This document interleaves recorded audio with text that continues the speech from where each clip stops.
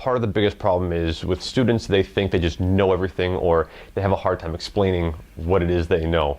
What this has helped with them do is eliminate that possibility of a preconceived notion and actually help them create a more effective solution by slowing down their thinking and by looking at the actual data that's in front of them and creating a solution based on that rather than just what they think and they know in their head.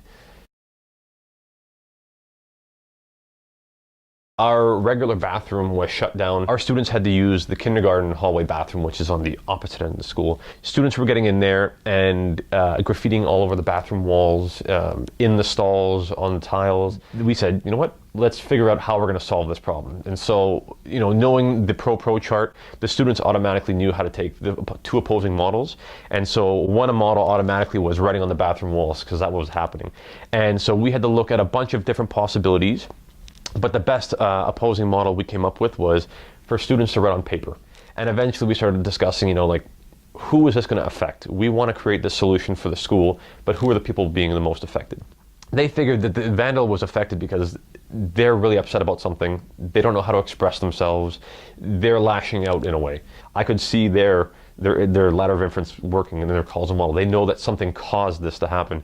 So my students came up with all the speech bubbles expressing what each model provides the stakeholder and why. It really helped them get out of their personal bubble, especially when their kids are 7, 8, 9 years old. Their world is their bubble. To get out of that is huge.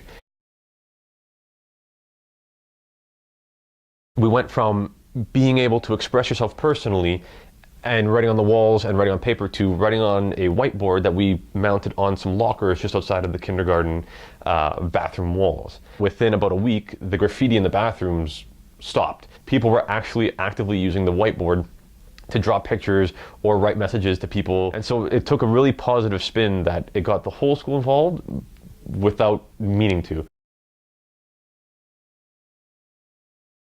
The kids really did work well together, and they really did encourage each other. It was no longer me, it was us. And I thought that was one of the best things because it really helped build a community in the classroom that I don't think I could have otherwise have built without a class or school-wide problem for us to solve. And yes, I've built a classroom community, but this really helped extend it outwards to the whole school as opposed to just my classroom. They've accepted this as something that works.